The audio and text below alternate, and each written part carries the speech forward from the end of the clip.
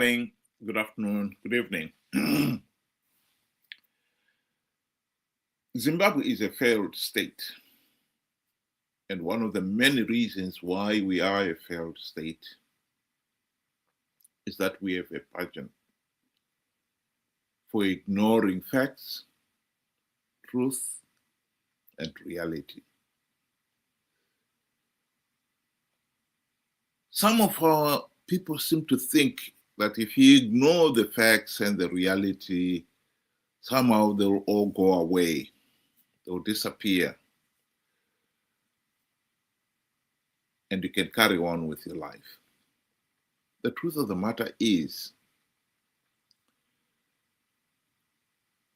facts and reality do not go away.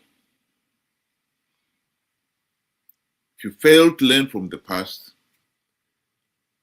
you are doomed to repeat the same mistake over and over again. And with each pass, pay the price. If you do the right thing, you get rewarded. If you do the wrong thing, you get punished. That is a fundamental universal law. And we cannot run away from it.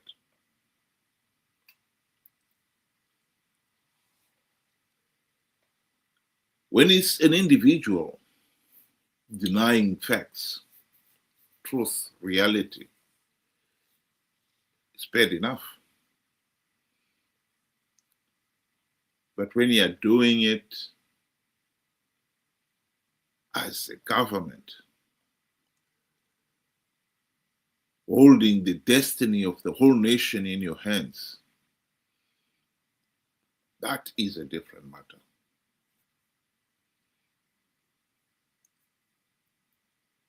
And this is the root cause why Zimbabwe is a failed state.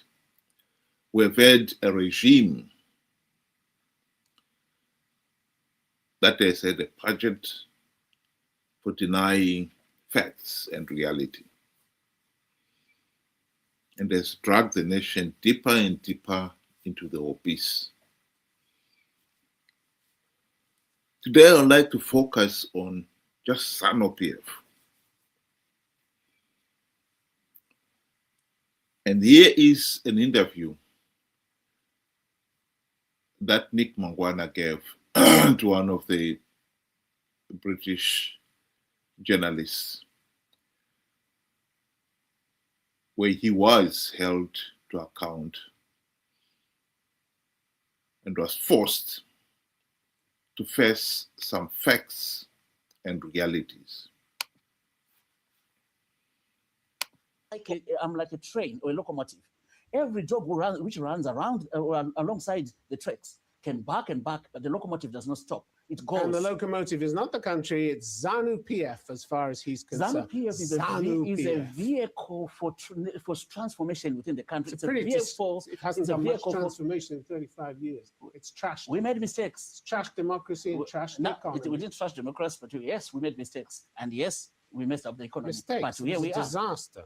Whatever line you toe, and you're a very friendly guy, you're a nice, jovial sort of fellow. Thank you very much for that. Whatever line you toe, you know full well that Mr. Mnangagwa is hostage to the brutality, the brutal record of Zanu PF.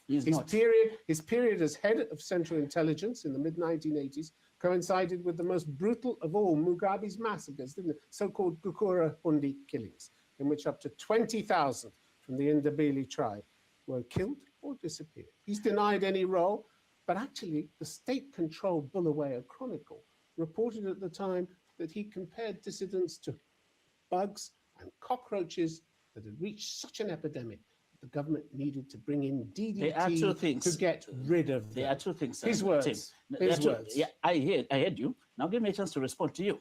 First thing is, we were in very formative years of our country. Mistakes were made. And that excuses massacres. No, it doesn't. It doesn't excuse them. We're not making excuses. I'm simply saying we made mistakes. So that's an admission that we made mistakes. That's number one. Number two, during that period, when he was Minister of State Security, he was coming to Parliament to account for his actions all the time. We had a very robust parliament at that time. You didn't make mistakes. You committed crimes. These weren't parking offences for which you go to court and pay a fine. This was murder on a grand scale. There were mistakes. To call it mistakes is the biggest understatement in history, Mr. Manangwa. Mistakes. It's not. Hitler made mistakes. Did he? Stalin made mistakes. No, they were mass murderers. This was mass murder. Don't diminish it. No, we lost people. We lost Zimbabweans. And for OUK, I lost family too. It's unfortunate that it happened. But in the formative years of any nation, if we go back to the history of Britain, we would find that there were pages, there were people that died. It doesn't clear people, it doesn't make it any better, but the facts still remain.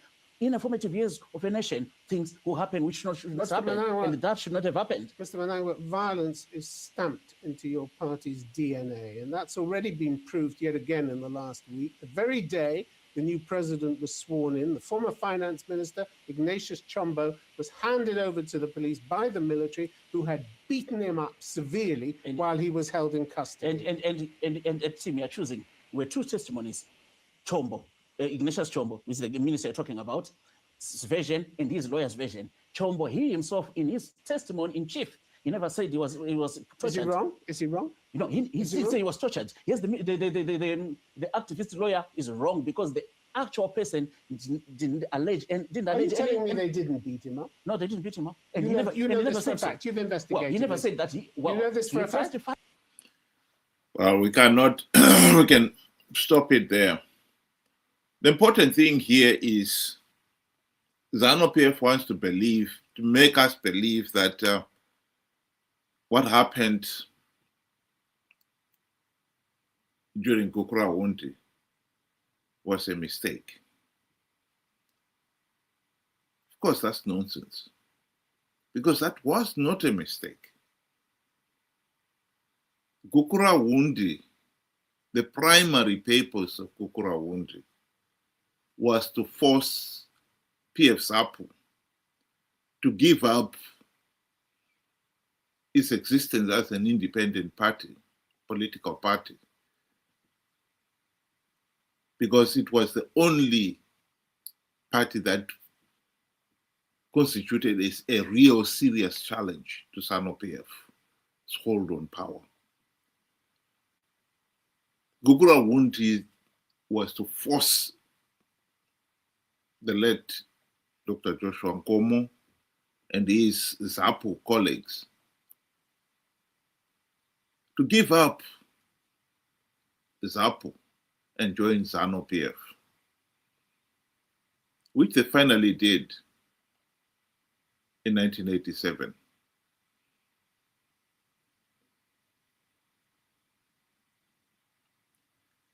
The Unity Accord of 1987 paved the way for the imposition of the de facto one-party state that has ruled Zimbabwe up to this day. For somebody then to turn around and say, oh, it was a mistake. The imposition of the dictatorship, was that a mistake?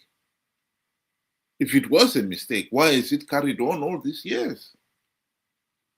Of course it wasn't a mistake.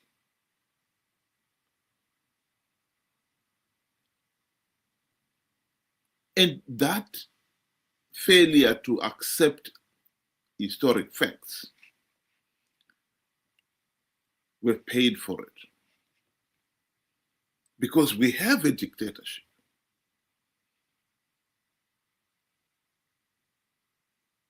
We cannot undo the dictatorship without acknowledging that the Unity Accord of 1987 was nothing to do with so-called unity and development. It had everything to do with imposition of a one-party state.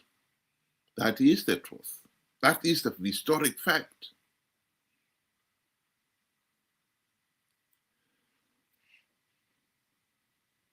Mnangagwa is a thug, as the journalists here correctly pointed out.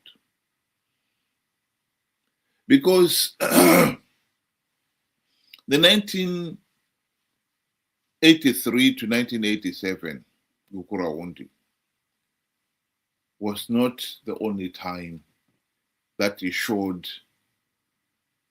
that he was a thug. Mnangagwa has been at the heart of Zanu PF sport rigging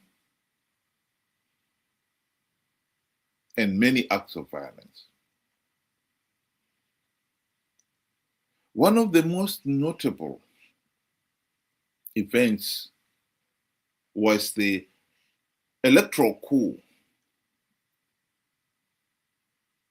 of 2008. Mnangagwa was at the heart of it.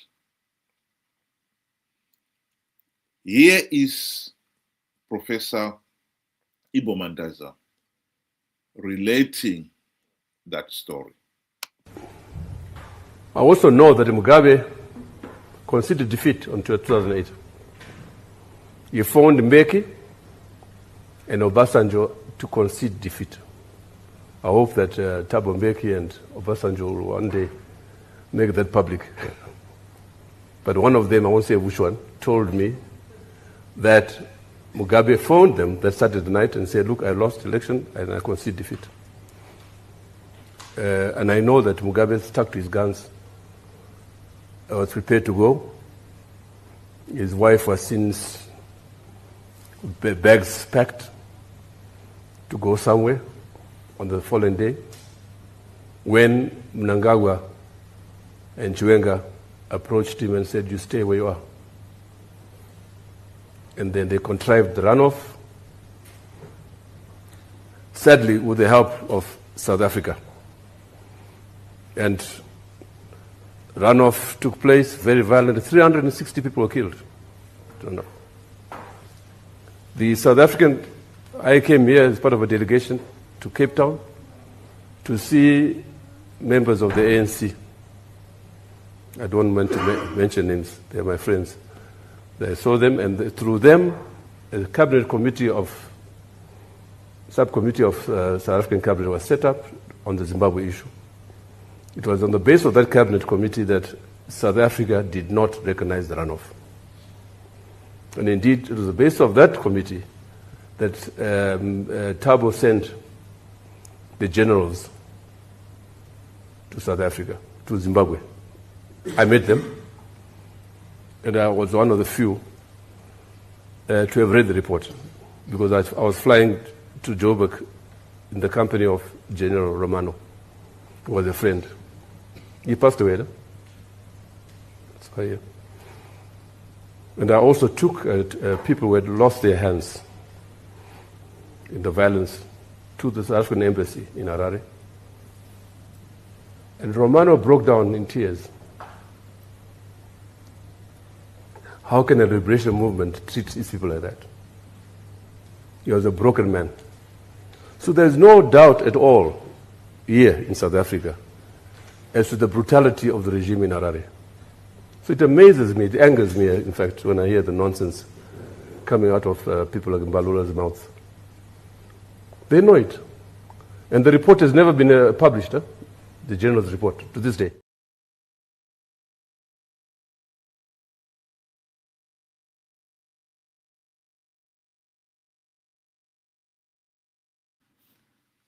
The tragedy is that we are looking at a situation where history has the habit of repeating itself.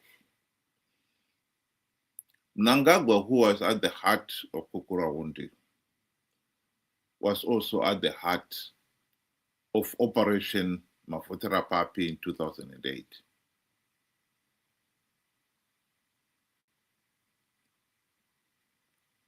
The purpose, the primary purpose of Operation Mafutera Papi was to punish Zimbabweans for having dared to vote freely and reject Zanu PF. For that, they were being punished. over 500 people, according to some records, were murdered during the runoff, the 3 months runoff in 2008. Mnangagwa and Chiwenga were at the heart of it. And they've gone on to occupy the highest offices in the land. They are president and vice president, respectively.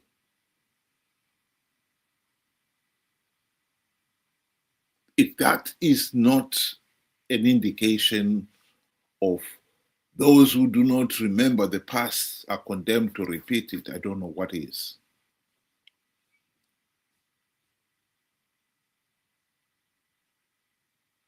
They didn't stop there either. They went on to stage the 2017 military coup that booted out Mugabe from office under the pretext that they were cleaning up corruption, getting rid of all the corrupt leaders. And yet we know that corruption under Mugabe, it was bad. But under Mnangagwa, it has become incredible. It has gone into overdrive. The brutal oppression of the opposition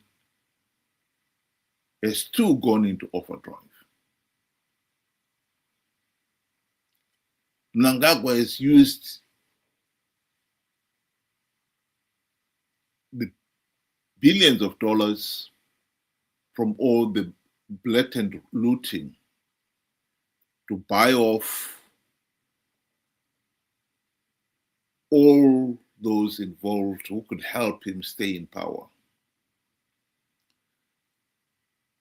In the 2023 elections alone, many people believed that Mnangagwa must have spent at least $5 billion from buying chicken for the povo, chicken in and chips for the povo, and passing them from one rally to another, to buying cars, trucks for the chiefs and church leaders.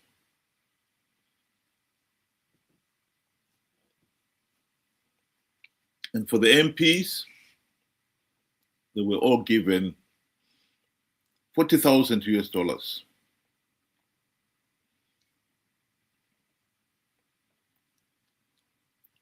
And ministers and deputy ministers received $230,000 for the deputy ministers and $500,000 for the ministers. The judges, $400,000, and so on and so forth.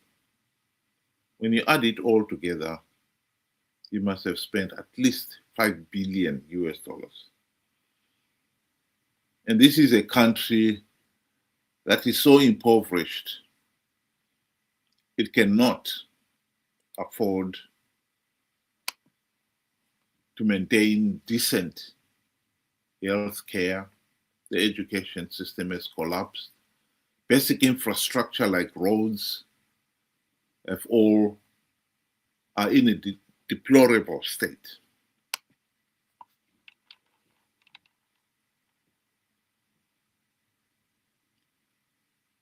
Mnangagwa went on to rig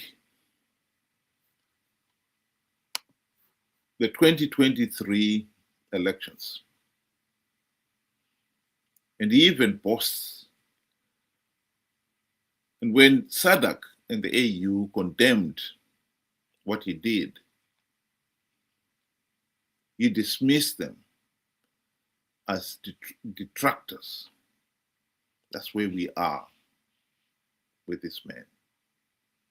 Here is Mnangagwa dismissing SADC damning report that the 2023 elections were flawed and illegal. Vakatuka Zanu PF kana ndonyanyisa kufara zvakanaka ukavona vavengi vakwashi kurumbidza nekuchikanganisa ukavona vachiti Zanu PF yakaipa farai. You are doing correct things for your country.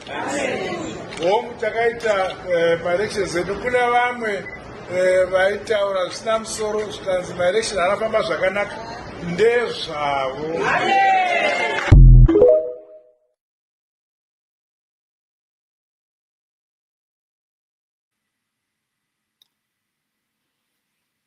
Welcome to the program, Ben. Good afternoon. Good day to you and good day to our viewers. Thank you for joining us. One thing that still surprises me up to this day, a lot of people seem not to get what we've been doing for the past 25, now going into 26 years, is now turning into a circus or worse, a nightmare. We are doing the same thing over and over and over again, expecting a different outcome. I really can't put a finger to where we are missing it. It's the whole world is saying it's so loud and clear. Stop participating in rigged elections and fight for reforms now. And here we are, Wilbert, if you go into different groups, all these groups are busy planning on forming different political parties, such that when we get to 2028, we will break the record of the most presidential candidates in one election. And still that will not stop Zanu PF from rigging. And we all know the result at the end of the day. It's becoming annoying, tedious, frustrating, and the works. We've listened to report after report after report. And now what makes it even worse is the observer mission reports are all saying the same thing. But Zimbabweans don't care about that.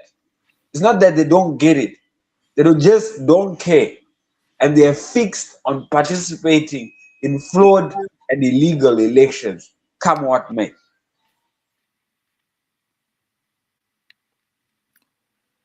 Yeah. Well, at the beginning of it, I don't know whether you were listening. I did say that one of the reasons why we are a failed state is because we have got this knack for denying facts, pretending they don't exist, pretending that they are not important. And in some cases, pretending they were mistakes. And yet, we continue to live with them. So in this particular case, I think that is what we are seeing being repeated over and over again. In this interview, which I think you have listened to, our friend Nick Mangwana is trying to belittle what happened during Kukura-Wundi, claiming that it was a mistake. And yet we know that it was not a mistake. It was a deliberate and calculated move to force PF ZAPU to give up its independence as an independent party and clear the way for the imposition of the de facto one-party state. If it was a mistake, why has Zanu PF failed to reverse it? They've defended the de facto one-party state ruthlessly and continue to do so to this day. That's not a mistake. That is the tragedy with Zimbabwe. And I think in this particular case, one can say Zanu PF has got away with murder, both literally and in reality. Because what has Zanu PF been doing, we have failed to hold them to account. We, the people, we have elected the opposition and given them the task to implement reforms so that we could have a regime that is accountable to the people. The opposition has failed in their duties, and we, the people, have failed to hold the opposition to account.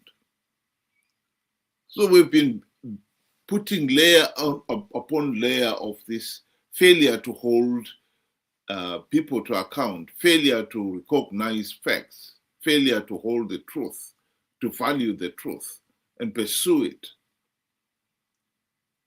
And this is why we are a failed state. It is most unfortunate that this situation has existed. Worse still, that it is continuing to exist. I agree with you. We have been offered the solution. The solution is stop participating in flawed elections. But we don't seem to learn from that mistake. We continue to make the same mistake. I think the chances are in 2028, we will make the same mistake. We will participate in those flawed elections to perpetuate the dictatorship. That is the nightmare of our situation. I think for us to be able to hold leadership to account, we should be able to know there's something wrong. Now, anybody that holds public office or aspires to hold public office is accountable to the people, and they must meet those demands. But like I said, if we cannot see that there's something wrong, I'll give an example. Like, we cannot go and say, ZEC, what they're doing is flawed and illegal when we are very much willing to participate. It means we are fine with it. So ZEC really does not need to be accountable because they know you will still come and participate no matter how flawed it is. And they know this. They know this. Zanu PF knows that they can rig and get away. And the opposition will always lure the people and the masses to come and participate. And Zanu PF doesn't care whether you vote for it or not. They just want you to show up in that line and show the world the process was democratic. You went in, you voted, nobody did this, nobody did that. That's it. How they going to cook up the results and do what, that is their own. And they are not accountable to anybody. Zanu PF is not accountable to anybody. Hell, these guys here, they can murder people and say it was a mistake. It was mistakes. It's normal when you are starting as a country to make mistakes. 45 years in, the mistake is still going on. For the opposition, 26 years now, and the mistake is still going on. Now we are hearing Chamisa is saying, child's play is finished. So you were playing with us all the while back. I mean, Zimbabweans must be the most easiest to con, easiest to forgive. Somebody is telling you that, it doesn't matter, whether I lied to you or I participated in rigged elections, I conned you and so forth. It doesn't matter. Now we mean serious business. Wilbert, sometimes we got to accept that at the end of the day, it remains the right of every Zimbabwean to choose how they want to go about ruining the life, ruining Zimbabwe. Because I can't have anything positive to say to, where we are going, where we are coming, and so forth. We keep making the same mistakes. We just can't seem to move beyond this one point. It's like it's a big enough hurdle. We cannot cross it. Elections are illegal, we've been told. And we actually agreed to that point. We saw the likes of Gambakwe going to SADC to go and demonstrate. We saw Chamisa stand up and say elections were rigged, yet he knew. We've seen people, each and every one of us, saying Zanu PF stole the election, stole. We know, but we still keep going, doing the same thing. I don't know, it's a nightmare now. Well, I do agree with you there. My last closing remark is nations often get the government they deserve. We, the people of Zimbabwe, not only Zanu PF, not only the opposition, have failed to recognize facts and reality. We've downplayed the truth because it's not convenient. But we are paying for it. We have paid dearly for it these last 45 years.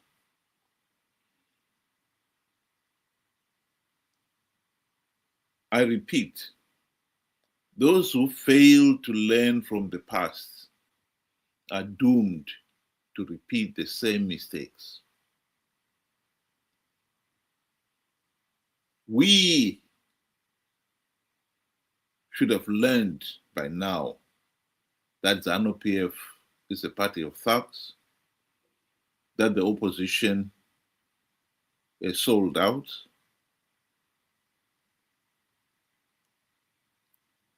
and we should have known by now